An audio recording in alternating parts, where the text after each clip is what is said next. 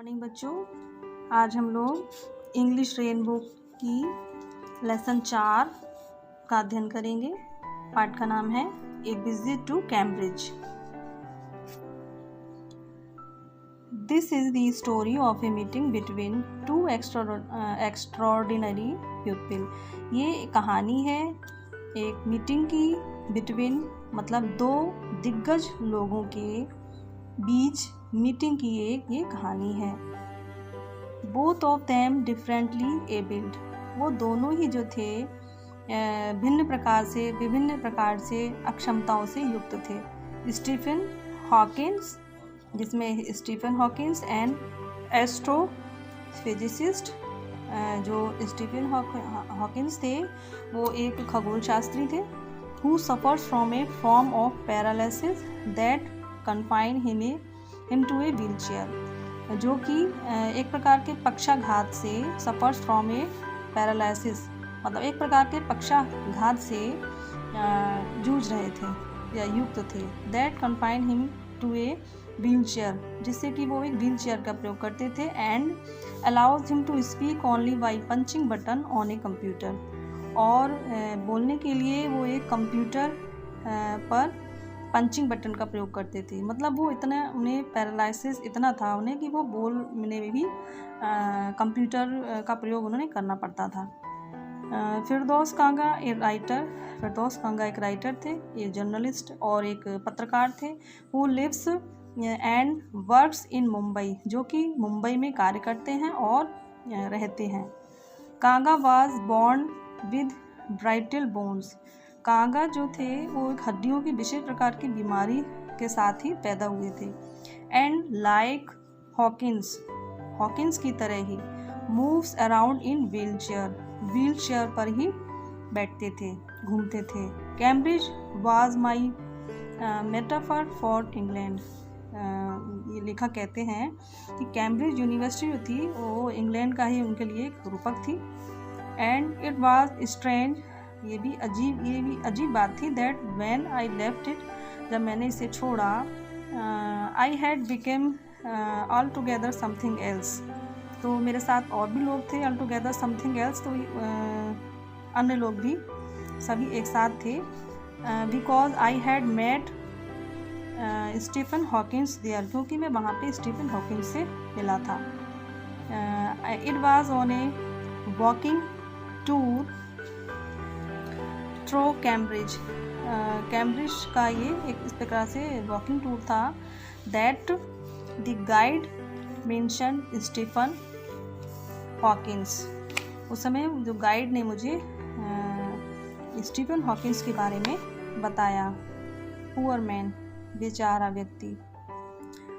Who is quite disabled now, जो कि पूरी तरह से अक्षम है। दो ही इज़ ए वर्दी सक्सेसर, यद्यपि इस समय वो सफल धनी है। To Isaac Newton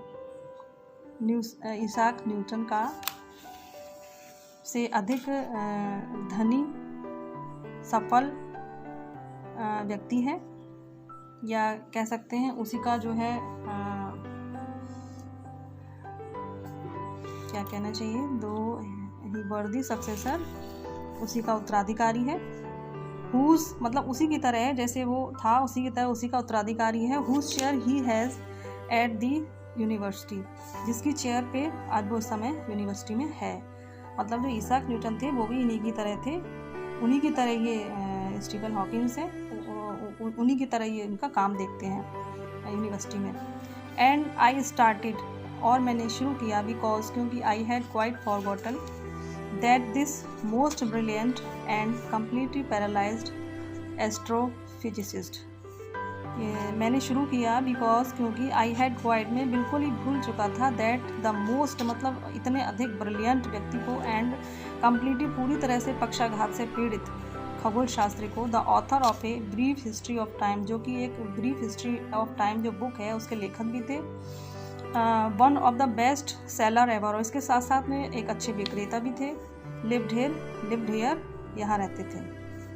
when the walking tour was done, जब हमारा वॉकिंग टूर जो है पूरा हो गया, I rush to phone booth, मैं एक फ़ोन बूथ के तरफ दौड़ा, almost tearing the cord so it could reach me outside, जो फ़ोन की कॉर्ड थी वो उसकी जो रस्सी थी एक तरह से बाहर आने पर, क्योंकि मैं व्हील चेयर पर था और मैं फ़ोन खड़े होकर नहीं कर सकता था, तो मुझे फ़ोन खींचना पड़ा, तो इसलिए इसकी जो डोरी थी वो लगभग टूटने के, ख़राब होने की कगार पर आ गई थी।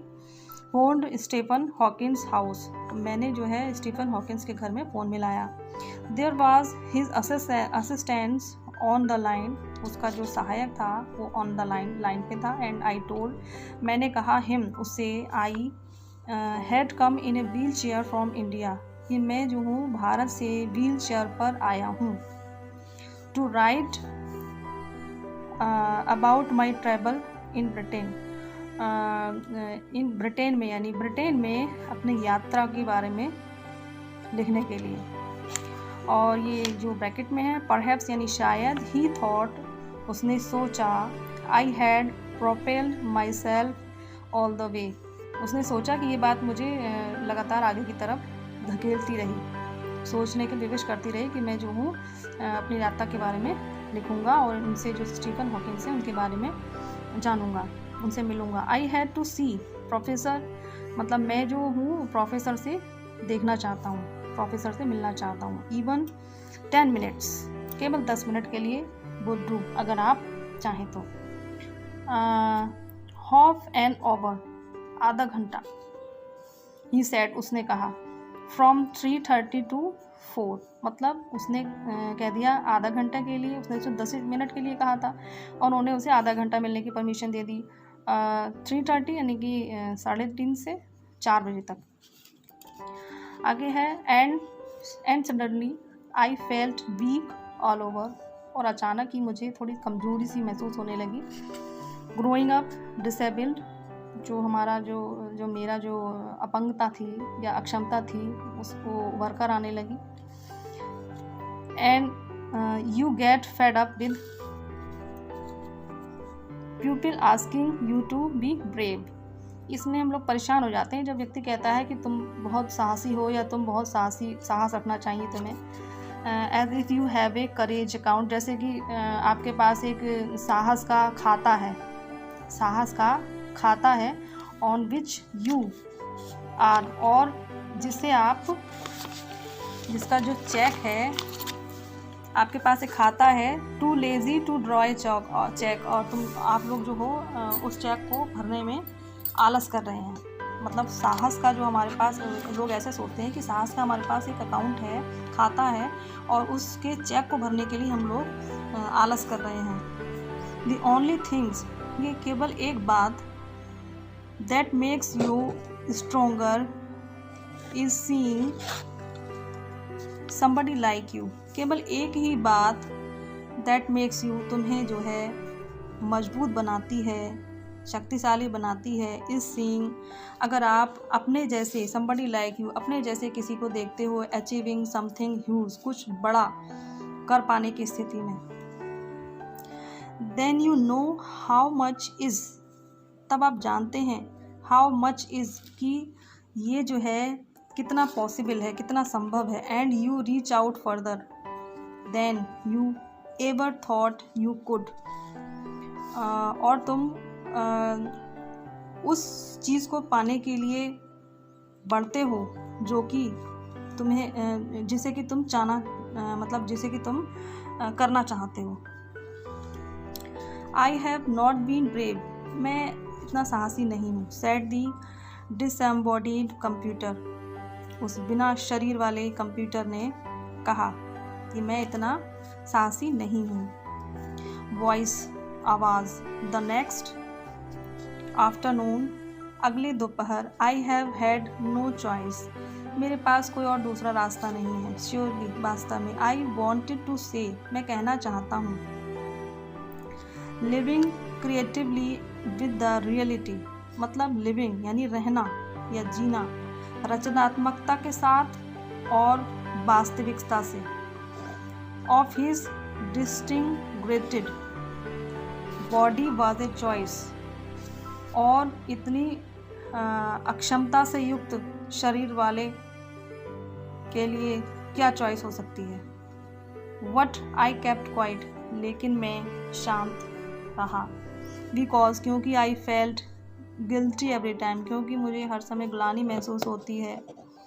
आई स्पोक, मैंने कहा, टू हिम, उनसे, फोर्सिंग हिम टू रिस्पॉन्ड, उत्तर देने के लिए दबाव दिया, या मैंने उनसे कहा, मतलब इन्हें जो है इसके बात के लिए हमेशा ग्लानि महसूस होती थी कि मैं उनको उनका उत्तर देने के लिए फोर्स कर रहा हूँ, उन पर दबाव डाल रहा हूँ। देयर ही वाज, जहाँ पर वो थे, tapping at the little switch in his hand, उनके हाथ में एक छोटा सा स्विच था दबाने के लिए।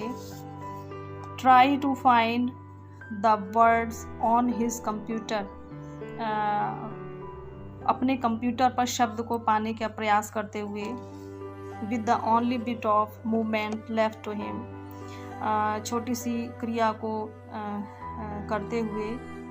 Him, his long pale fingers, उनकी लंबी और पीली उंगलियां। एवरी सो ऑफिंग, प्रत्येक बार। His eyes would shut in frustrated exhaustion, उनकी आईज जो है ऐसा लगती थी जैसे कि निराशापूर्ण थी, बंद हो जाती थी आंखें उनकी निराशापूर्ण ढंग से।